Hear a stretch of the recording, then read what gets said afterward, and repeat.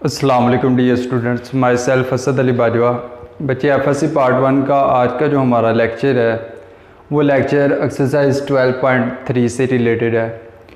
और इसमें हम क्या करेंगे कि हम एप्लीकेशंस ऑफ ट्रिग्नोमेट्री को डिस्कस करेंगे कि जो कि हम ट्रिग्नोमेट्री पढ़ रहे हैं वो कहाँ पे यूज़ होती है। तो वो एक्सरसाइज 12.3 से रिलेटेड है। तो एक्सरसाइज 12.3 का बच्चे फर्स्ट क्वेश्चन देखें। A vertical pole is 8 metre high, कि एक हमारे पास वर्टिकल पोल है जिसकी हाइट क्या है, उसकी 8 मीटर है, ठीक है। And the length of its shadow is 6 metre, कि यहाँ पे स्टेटमेंट को समझना सबसे जो है मुश्किल टफ काम होता है कि अगर आपको स्टेटमेंट इजीली समझ आ जाए तो बाकी क्वेश्चन आप सॉल्व आउट कर सकते हैं। तो स्टेटमेंट में क्या है कि बच्चे एक वर्टिकल पोल है, उस पोल की हाइट क्या होती है, ऊपर से नीचे, बुलंदी से नीचे ज़मीन की तरफ, ठीक है, या ज़मीन से बुलंदी की तरफ, वो क्या होती है, हाइट होती है।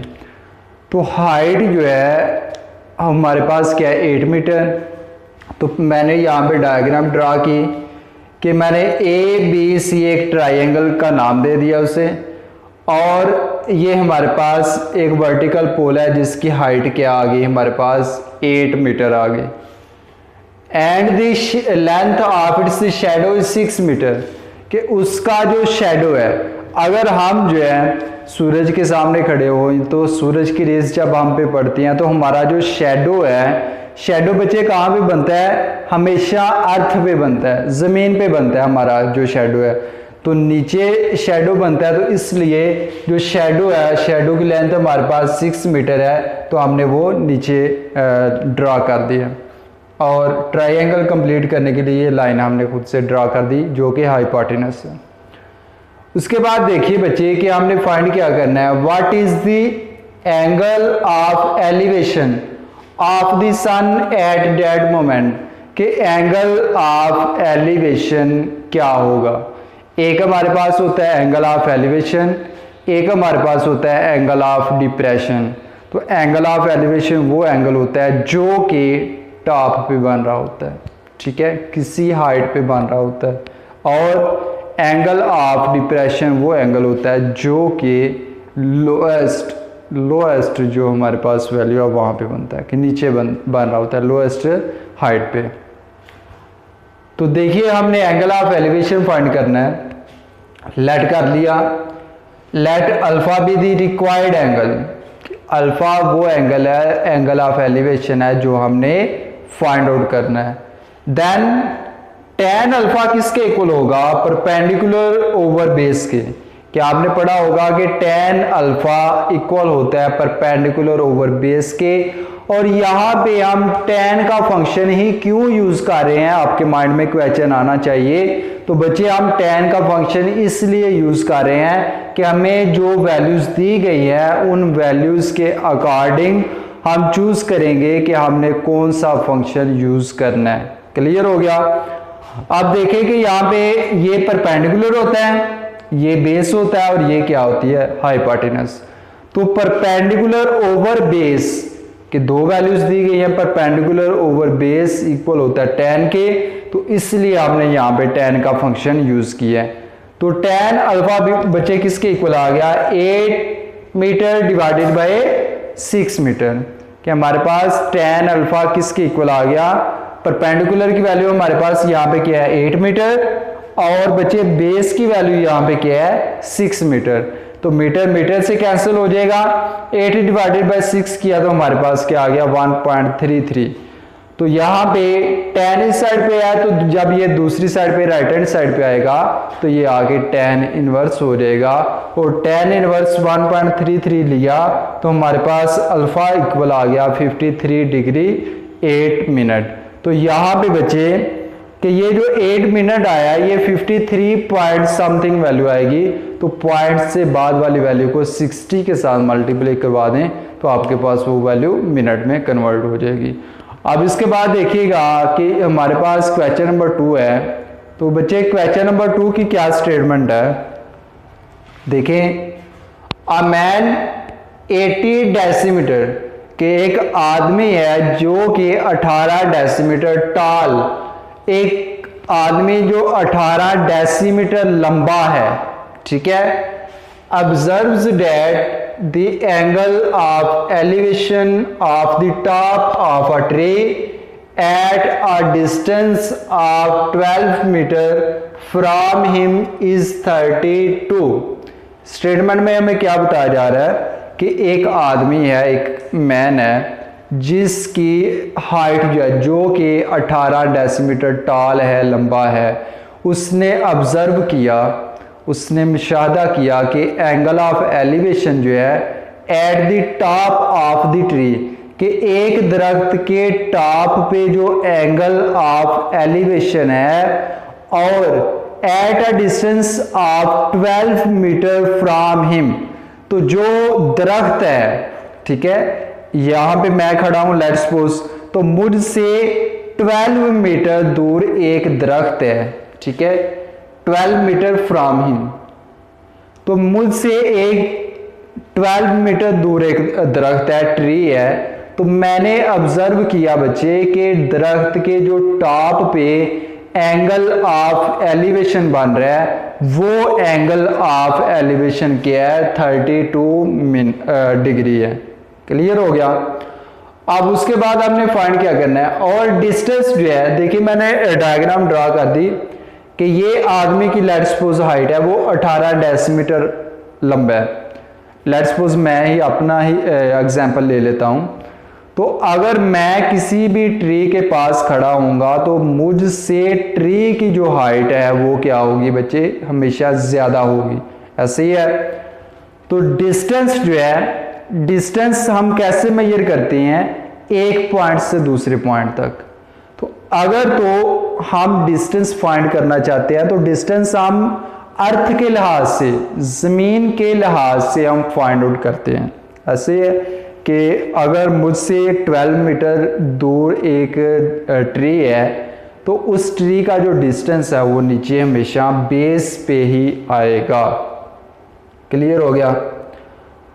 अब उसके बाद हमारे पास क्या है कि what is the height of the tree, जो ट्री है उस ट्री की हाइट हमने फाइंड आउट करनी है। तो देखिए बच्चे हमने क्या कर लिया, let H be the height of tree, कि ट्री की जो हाइट है उसको हमने लेट कर लिया बच्चे कि वो किसके इक्वल है, एच के इक्वल है।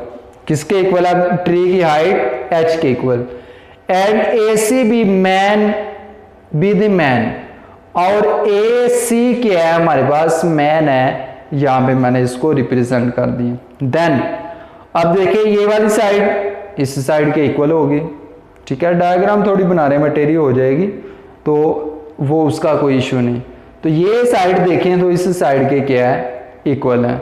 ए सी इक्वल बी डी, और ये किसके इक्वल है, 18 डेसीमीटर, जो कि हाइट ऑफ मैन है, कि आदमी की हाइट है। और 18 डेसीमीटर को जब मीटर में कन्वर्ट करें तो बच्चे डेसीमीटर से मीटर में जाने के लिए हम 10 के साथ डिवाइड करवाते हैं, क्योंकि 1 मीटर इक्वल होता है 10 डेसीमीटर के। क्लियर हो गया। अब उसके बाद ए बी इक्वल है सी डी के, तो ए बी की वैल्यू क्या है, 12 मीटर, जो कि डिस्टेंस है। तो हमारे पास A B equal C D किसके इक्वल आ गया, 12 मीटर के। अब उसके बाद टॉप पे हमने एंगल बना लिया कि वो 32 है at the top of the tree. तो हमने लेट कर लिया कि जो हाइट ऑफ ट्री है वो एच है। तो अगर हम यहां से लेके यहां तक कह रहे हैं कि ये हाइट ऑफ ट्री है एच है, तो अगर इतने से पोर्शन की हम हाइट निकालना चाहें तो टोटल में से इस पोर्शन को माइनस कर दें तो आपके पास इसकी वैल्यू आएगी। तो एच में से हमने 1.8 मीटर को माइनस कर दिया, जो कि इतना पोर्शन आ रहा है। क्लियर हो गया। उसके बाद ट्राइंगल, ट्राइंगल कौन सी बन रही है, सी डी ई, यही ट्राइंगल बन रही है ऊपर। तो सी डी ट्राइंगल से देखा जाए तो tan 32 किसके इक्वल आएगा, परपेंडिकुलर ओवर बेस, परपेंडिकुलर यही होगा, D E divided by C D, जो कि बेस है। क्लियर हो गया बच्चे। अब डी ई की वैल्यू क्या है, h minus 1.8 divided by C D चूंकि ए बी के इक्वल है तो ये भी किसके इक्वल होगा, ये भी हमारे पास बच्चे 12 मीटर के इक्वल होगा। क्लियर हो गया, तो यहां पे हमने 12 पुट कर दिया। अब tan 32 की वैल्यू निकाली जाए तो वो इसके इक्वल आएगा 0.6249। क्लियर है। अब 12 इधर डिवाइड हो रहा है, दूसरी साइड पे जाके मल्टीप्लाई होगा, तो 12 को इस वैल्यू के साथ मल्टीप्लाई करवाएं, उसके बाद ये 1.8 इधर माइनस हो रहा है, दूसरी साइड पे ले जाके प्लस कर दें, तो आपके पास हाइट ऑफ ट्री आ जाएगी 9.23 मीटर, ये इसके इक्वल आ जाएगी। अब इसके बाद हम इसका क्वेश्चन नंबर 3 जो है वो सॉल्व आउट करते हैं। जी स्टूडेंट्स, देखिए हमारे पास क्वेश्चन नंबर 3 की क्या स्टेटमेंट है। At the top of a cliff 80 metre high, कि एक क्लिफ है जो कि 80 मीटर क्या है, हाई है, हाइट उसकी 80 मीटर है। क्लिफ मीन्स के खंबा वगैरह कोई भी, ठीक है। तो क्लिफ हमारे पास एक है जो कि 80 मीटर हाई है। The angle of depression of boot is 12, कि जो हमारे पास क्लिफ 80 मीटर हाई है उसके टॉप पर जो angle of depression of boot है, कि कश्ती का जो एंगल ऑफ डिप्रेशन है वो हमारे पास क्या है, 12 डिग्री है। How far is the boot from the Cliff, कि जो बूट है वो क्लिफ से कितने दूर होगी, ये हमने फाइंड आउट करना है। तो क्या किया बच्चे हमने, कि एंगल ऑफ डिप्रेशन क्या बन रहा है, 12 डिग्री बन रहा है।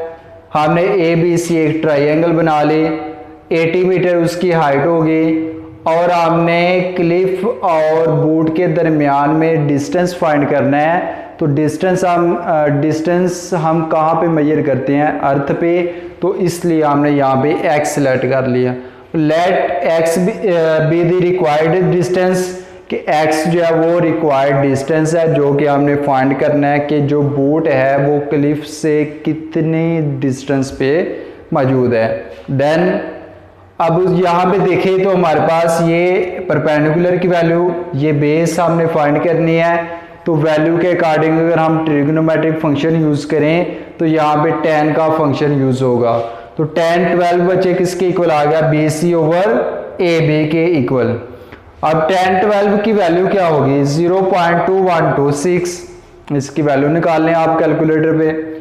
इक्वल आ गया BC किसके इक्वल है, 80 मीटर डिवाइडेड बाई क्या आ गया, x आ जाएगा। अब x यहाँ पे चला गया, ये वैल्यू इधर आके डिवाइड हो जाएगी, तो 80 डिवाइडेड बाई 0.2126 करें तो आपके पास x इक्वल आ जाएगा 376.37 मीटर, जो कि डिस्टेंस ऑफ बूट है फ्रॉम द क्लिफ। अब इसके बाद हम क्वेश्चन नंबर 4 की तरफ आते हैं। तो क्वेश्चन नंबर 4 की बच्चे स्टेटमेंट देखिएगा, क्या स्टेटमेंट है हमारे पास, a leader leaning against a vertical wall makes an angle of 24 degree with the wall. एक लीडर लीनिंग है जो कि वर्टिकल वॉल के अगेंस्ट लीनिंग मींस के उसके साथ अटैच किया गया है, मेक्स एन एंगल ऑफ 24, वो 24 डिग्री का एक एंगल बना रहा है विद द वॉल के साथ। इट्स फुट इज 8 मीटर, उसके जो फुट हैं, बेस है जो उसकी, वो क्या है हमारे पास 5 मीटर है from the wall. Find its length, कि हमने लेडर जो है उसकी लेंथ फाइंड आउट करनी है। कि हमारे पास ये 5 मीटर उसका फुट आ गया, एंगल हमारे पास 24 है, तो लेंथ हम फाइंड आउट करेंगे। तो देखिए हमारे पास लेंथ हमने कर लिया कि L be the length of the leader, then length हमने फाइंड करनी जो कि हाइपोटेनस है और ये क्या है, बेस है। तो वैल्यू के अकॉर्डिंग अगर हम फंक्शन चूज करें तो फंक्शन हम काज का चूज करेंगे यहाँ पे, क्योंकि काज थीटा इक्वल होता है बेस ओवर हाइपोटेनस के। तो काज 24 इक्वल आ गया A B divided by A C, means के बेस ओवर हाइपोटेनस के। अब ए बी की वैल्यू क्या है 5 मीटर डिवाइडेड बाई एल, तो ये वैल्यू इधर आके डिवाइड होगी तो एल की यहाँ पे बच्चे वैल्यू क्या आ जाएगी 5.47 जो कि लेंथ ऑफ लीडर है। तो उम्मीद है कि आज का जो हमारा टॉपिक है सब स्टूडेंट्स को क्लियर हो गया, लेकिन अगर आपको फिर भी कहीं पे कोई प्रॉब्लम हो आ रही है, कहीं से समझ नहीं आई, तो आप दोबारा मुझसे डिस्कस कर सकते हैं। और बच्चे टेस्ट लाजमी दिया करें। जब भी मैं टेस्ट लेता हूं तो आप लोग जो है, आप में से कोई बच्चा भी टेस्ट देने के लिए तैयार नहीं होता, कोई भी बच्चा टेस्ट नहीं दे रहा, तो काइंडली अब मैं आपको अगर टीच कर रहा हूं तो आपका भी राइट बनता है कि आप भी मुझे कुछ ना कुछ जो है वो टेस्ट में बताया करें, मुझसे डिस्कस किया करें। अल्लाह हाफिज़।